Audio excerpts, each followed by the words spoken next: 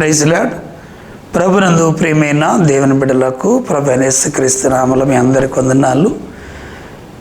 దేవుని యొక్క వాక్యంలో నుండి కొన్ని మాటలు మరి మనం వినడానికి ప్రయత్నం చేద్దాం. దేవుని మాట విన్నటువంటి వారు ఎలాంటి అద్భుతమైన కార్యాలు పొందుకున్నారో మనం చూద్దామండి.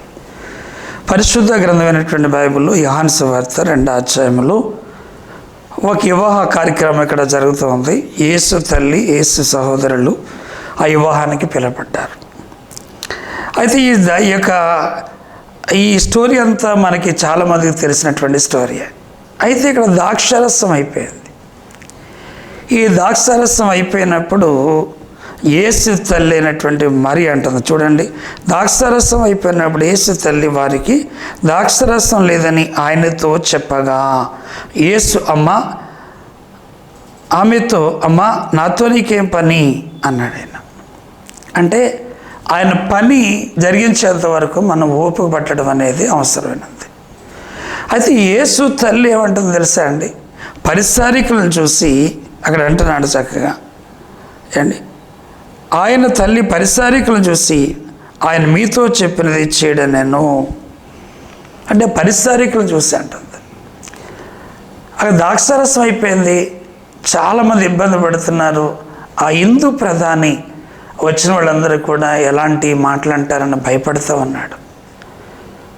అలాంటి పరిస్థితులు యేసు ప్రభుని కూడా పిలుచుకున్నాడు. ఆ వివాహానికి యేసు ప్రభు కూడా ఉన్నాడు అందులో. ఆ యేసు క్రీస్తు వారు ఎప్పుడైతే మరి వివాహంలో ఉన్నారో, ఆ వివాహంలో ఉన్నటువంటి యేసు ప్రభుతో తల్లి ఎప్పుడైతే జ్ఞాపం చేస్తుందో, యేసు ప్రభు అంట పరిచారికులను చూసి ఆ రాతి బాణల నిండా నీళ్లతో నింపండి అని చెప్పాడు. అంతే. ఆ పరిచారికులతో చెప్పగానే ఆ మాట విన్నారండి వాళ్ళు.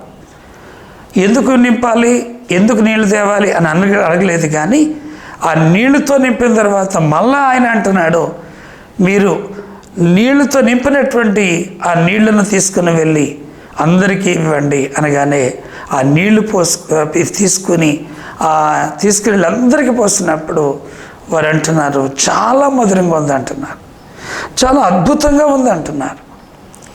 అంత ముందు ఇచ్చినటువంటి ఒక ద్రాక్షరసం ఎలా ఉందంట, జబ్బు రసం ఇచ్చారు, మీరు వెనకాల ఇచ్చినటువంటి ద్రాక్షరసం ఎలా ఉందంటే మధురంగా ఉందంటున్నారు. అంచేత గమనించండి, యేసు చేతుల మీదుగా తయారు చేయబడినటువంటి ద్రాక్షరసం కాబట్టి అది మధురంగా ఉంది.